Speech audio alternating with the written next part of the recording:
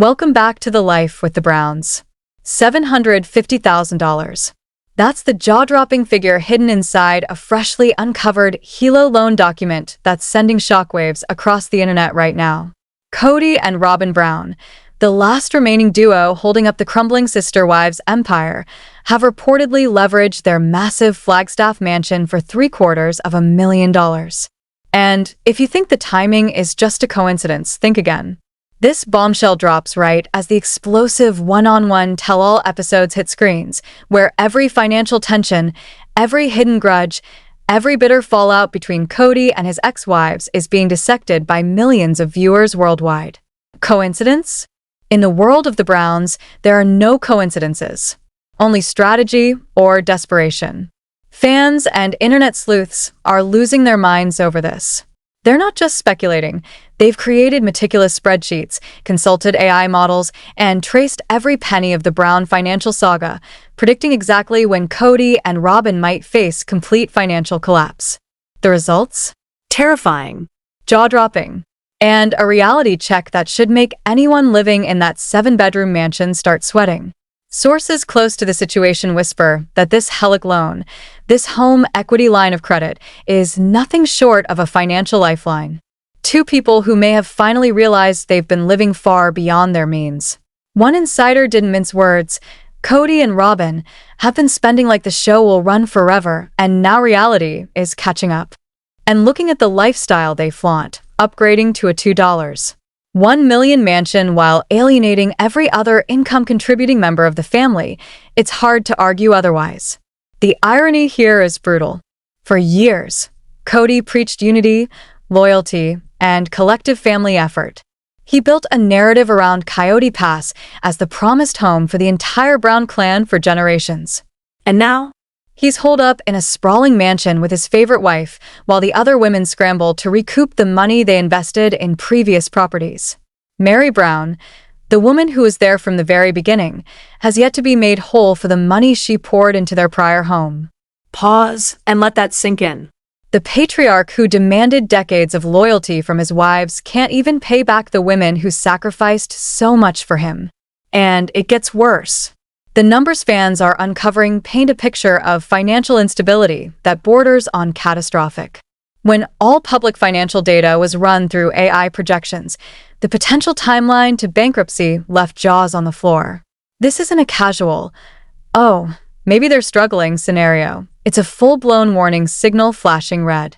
For those unfamiliar, here's the simple breakdown. A HELOC, or home equity line of credit, is essentially a loan using your house as collateral. Think of it as a giant credit card attached to your home's value. You haven't spent the money yet, you just have access to it whenever you need. But in the Browns' case, that access raises serious questions. Why? Because Kody and Robyn sold their previous McMansion for $1.7 million profit in hand, right? But then they immediately bought a $2.1 million 7-bedroom Flagstaff mansion. That $400,000 jump, combined with their notorious spending habits, has already begun eating into any financial cushion they had. This is not cautious financial planning. This is the behavior of people who assumed the gravy train would never stop, no matter the fallout around them. One financial expert analyzing the situation was blunt. Upgrading your home by $400,000 while your family is literally falling apart is exactly what not to do. And yet, here we are, watching Kody and Robyn live a fantasy lifestyle while the rest of the Brown women, and arguably their financial stability, hang in the balance. This isn't just a story about a loan or a mansion. This is a story about a family empire teetering on the edge, about promises broken, sacrifices ignored, and a financial reckoning that may finally be catching up with the last power couple of the sister wives saga. And make no mistake, fans will be watching every move, every dollar spent, every decision made. Because in this family, when the lights shine brightest, that's when the cracks become impossible to ignore. It's not just the $750,000 HELOC loan that has everyone talking, it's the timing that's raising the biggest red flags. Mary Brown, who invested significant money into the family's previous property, still hasn't received what she's owed. Christine's settlement happened, yes, but Murray's situation? completely unresolved.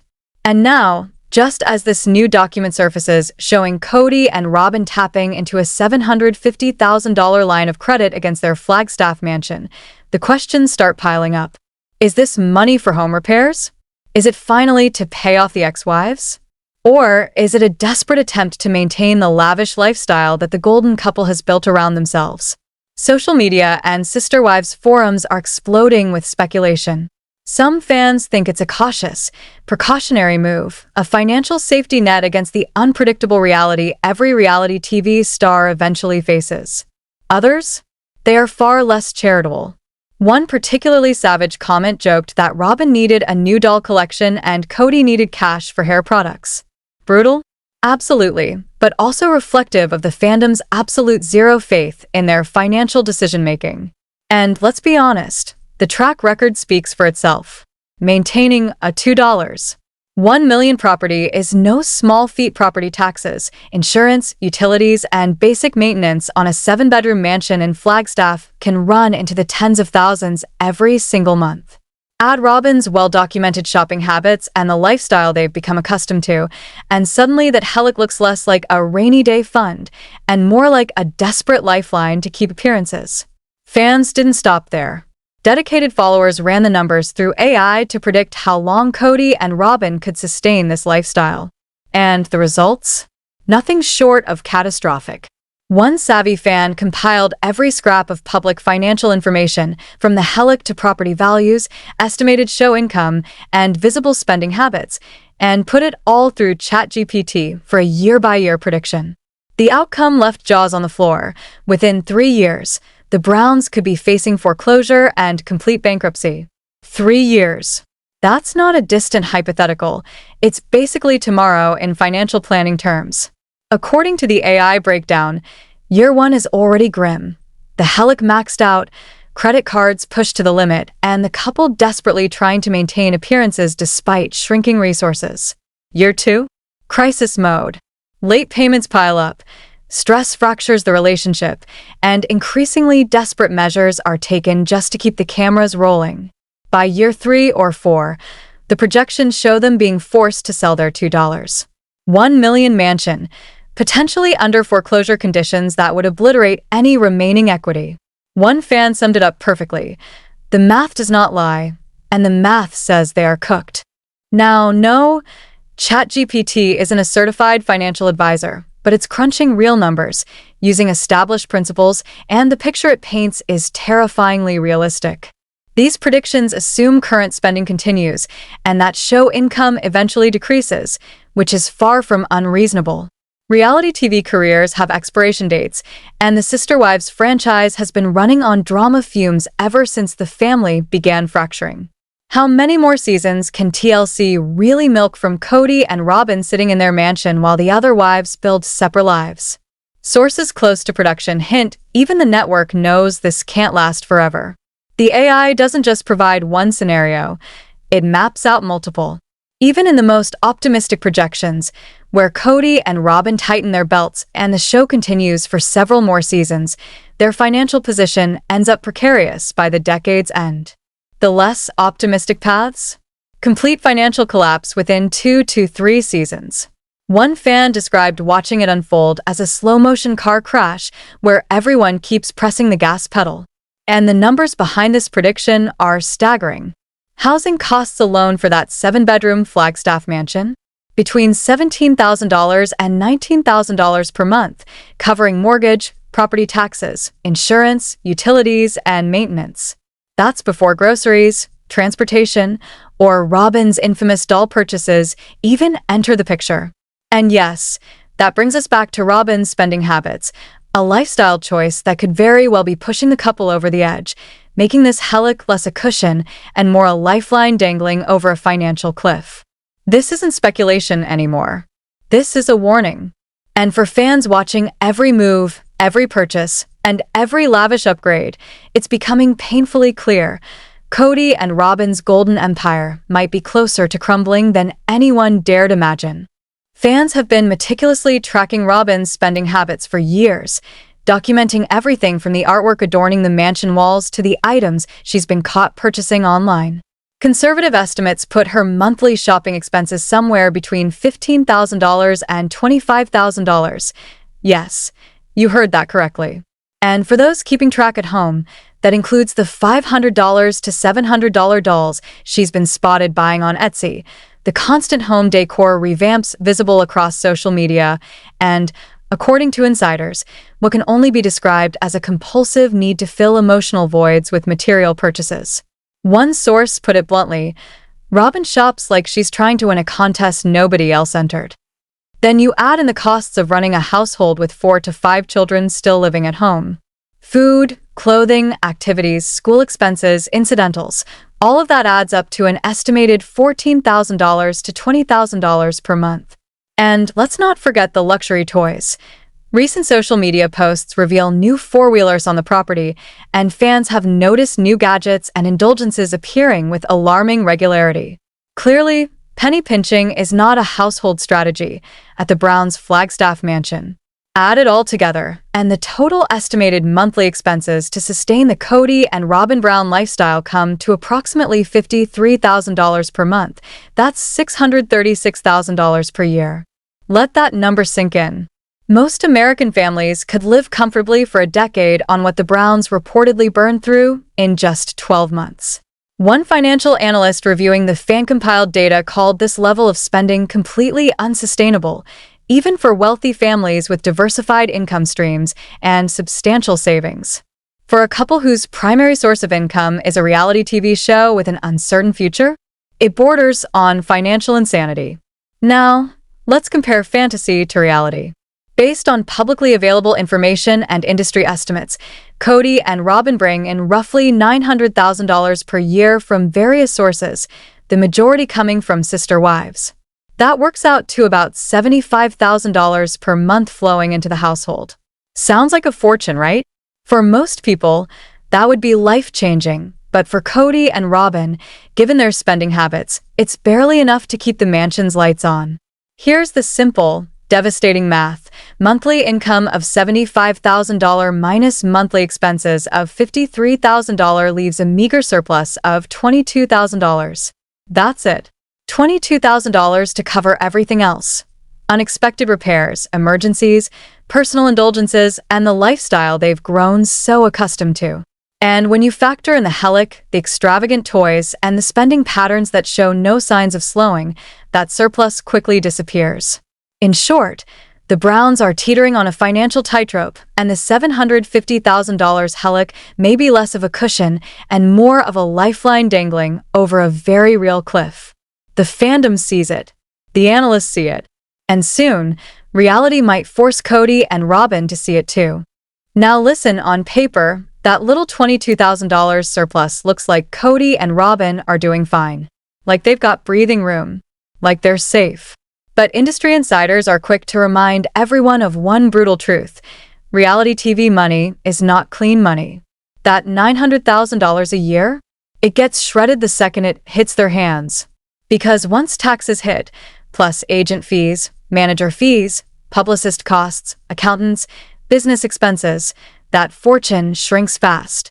And suddenly, what looked like a comfortable cushion starts looking more like a tightrope. And Kody knows it. That's why he's been trying to diversify with his side business, selling gun parts and accessories online. But here's the problem. Even the most generous estimates say that business brings in around $2,000 to $5,000 a month. That's not a second income stream. That's a hobby that occasionally pays for groceries. One analyst basically called it what it is. Not a sustainable business, not a replacement for TLC checks. And honestly, that might be the nicest way to say it. Because the real terror begins when you ask the question nobody in that mansion wants to face. What happens when Sister Wives ends? And it will end. Every show does. When that happens, their income doesn't dip. It falls off a cliff. Post-show income, residuals, sponsored posts, occasional appearances might bring in around $13,000 a month. But even with belt tightening, fans estimate their expenses would still hover around $39,000 a month. That means a monthly deficit of $26,000. That's over $300,000 a year bleeding out with no stable way to replace it. And some fans believe that estimate is actually too kind. Because reality stars often carry hidden debt, private loans, unpaid taxes, personal credit lines, quiet payments that never show up publicly. One harsh but popular theory is this: they're already running a deficit. And the HELOC is proof they've been using home equity to cover the gap. So the $26,000 deficit isn't coming. It's already here. Robyn's spending, the fandom's favorite receipt, and here's where the story turns from concerning to financial horror movie. The Sister Wives fandom has become obsessed with tracking Robyn Brown's spending habits, and what they've uncovered reads like a luxury catalog funded by denial. Viewers have identified Vladimir Kush artwork inside the home, pieces that can cost anywhere from $10,000 to $50,000 each. They've documented furniture swaps between seasons, new decor appearing like clockwork, entire rooms suddenly looking restyled as if interior decorating is a monthly subscription service. And then there's the infamous symbol of it all, the doll collection. Oh yes, the doll collection. What started as a quirky hobby has become a full-blown fandom punchline and a symbol of what people believe is wildly broken in Robyn's priorities. Fans estimate the collection is now worth around $60,000, high-end collector dolls, limited editions, custom pieces. And yes, she's been spotted purchasing $500 to $700 dolls on Etsy, which became public after internet sleuths allegedly traced accounts through shipping patterns and buying behavior. One commenter put it so perfectly, it went viral. Some people collect stamps. Some people collect coins. Robyn collects reasons for bankruptcy. And now, every time Robyn cries on screen about how hard her life is, the comment section turns into a riot. Because viewers don't see a victim anymore.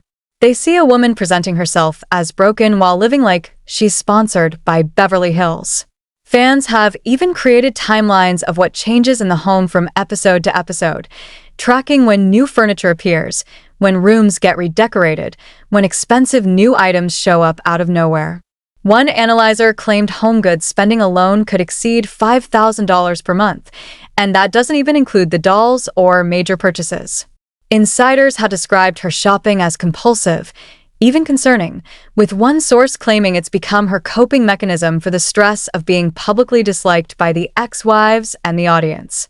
And honestly, that explanation might earn sympathy from some people, but others are saying, how do you cry into a $700 doll while Mary still hasn't been paid what she's owed? Now, to be fair, not everyone agrees Kody and Robyn are headed straight into financial doom.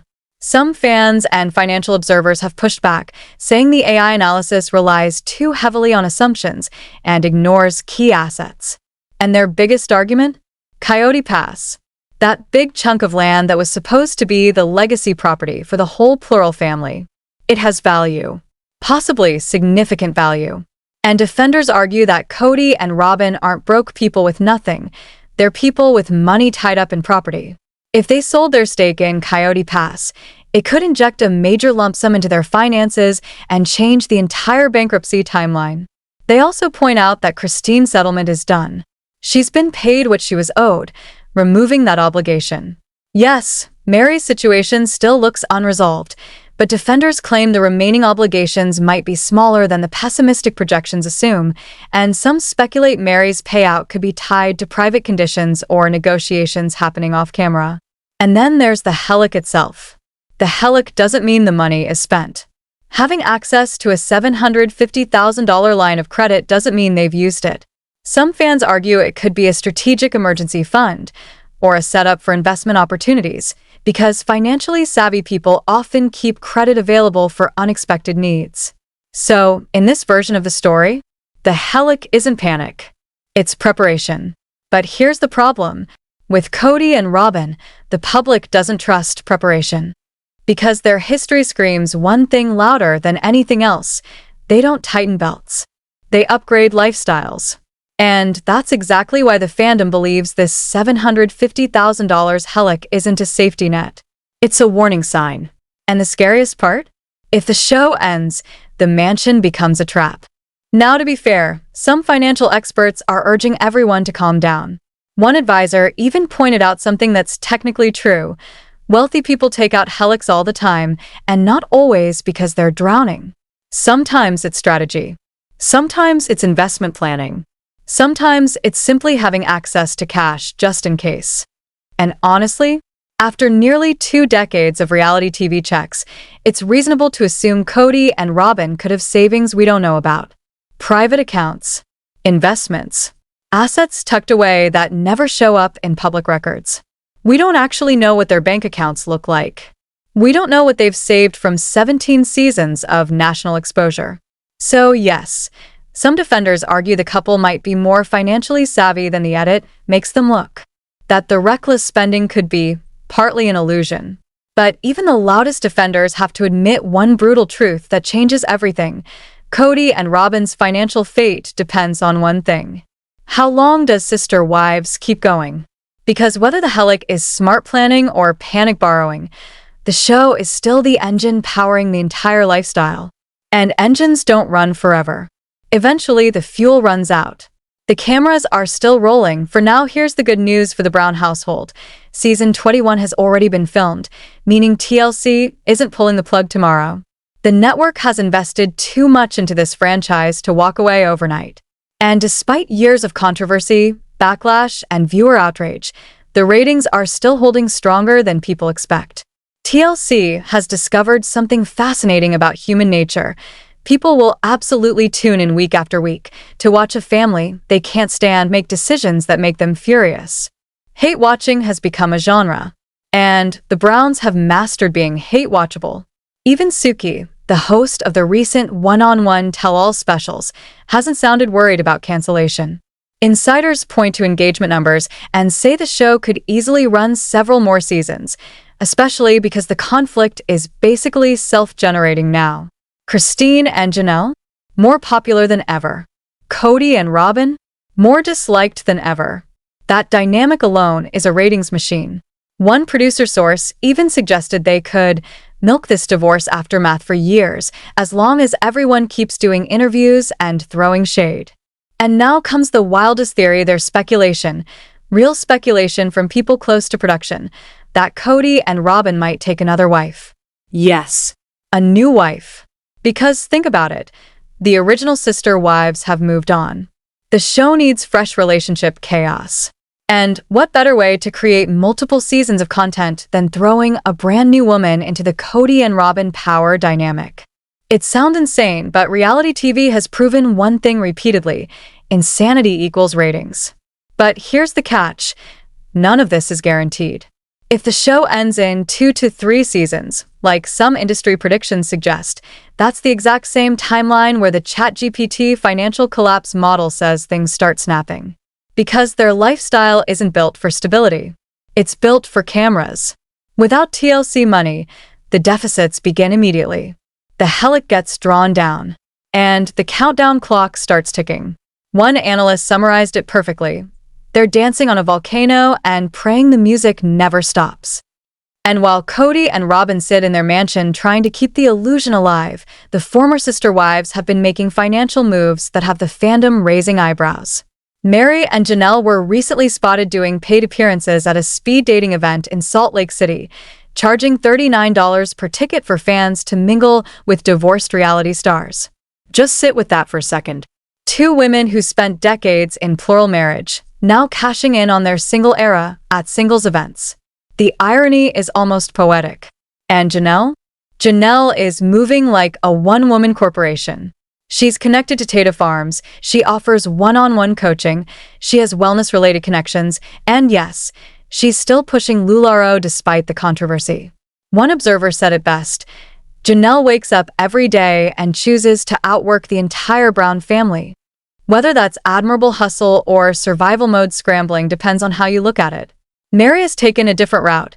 She's reportedly shifted her inherited bed and breakfast away from lodging and into more of an event space model, suggesting a pivot into something more manageable and profitable long-term. And fans are asking the obvious question: if the ex-wives got their settlements, why are they hustling this hard? Why is Janelle stacking income streams like a CEO? Why is Mary doing paid appearances and restructuring her business? The simplest answer is, they're smart enough to know the truth. The sister wives' gravy train has an expiration date. And unlike Kody and Robyn, who spend like TLC checks are eternal, the ex-wives are building income that will survive cancellation. One insider observed, Christine, Janelle, and Mary learned from the family finances what not to do, and now they're doing the opposite. The full financial picture is darker than it looks when you step back and look at the Browns as a whole. A pattern emerges that's predictable and honestly tragic. Kody and Robyn made a series of choices. Each one may be defensible on its own, but together, they look like a march toward disaster. They upgraded into a $2.1 million mansion. They kept spending as the family collapsed around them. They maintained a lifestyle that requires ongoing television income. They prioritized comfort while obligations to former family members remained unresolved. And now, they're dependent on a show that can't last forever, with expenses that don't seem to shrink. The ChatGPT bankruptcy timeline could be too pessimistic, or it could be too generous. Financial predictions are unreliable, and the Browns have surprised people before. Maybe they have secret savings. Maybe they'll sell Coyote Pass and stabilize everything. Maybe Kody's gun parts business randomly explodes. Maybe a new wife brings new drama and extends the show another decade. Stranger things have happened in reality television. But here's the fundamental truth that hits like a hammer. A family that once preached love should be multiplied, not divided, is now fighting over every dollar from properties they once planned to share. The patriarch of plural marriage is down to one wife, a mountain of expenses, and a $750,000 line of credit against his home. And Robyn, the woman accused for years of being the favorite, may have spent that favorite status into a financial corner that gets smaller every single month. Because look at the contrast now. Christine, thriving independently. Janelle, hustling like her future depends on it. Mary, restructuring her life and business. And Kody and Robyn, sitting in a mansion with a HELOC and a ticking clock. Whether that clock ends in bankruptcy, foreclosure, or a last-minute financial rescue remains to be seen. But one thing is absolutely certain. The sister wives' financial chaos has only just begun. And watching Kody and Robyn navigate what comes next will keep viewers glued to their screens, even if those viewers are secretly rooting for karma to finally collect its due.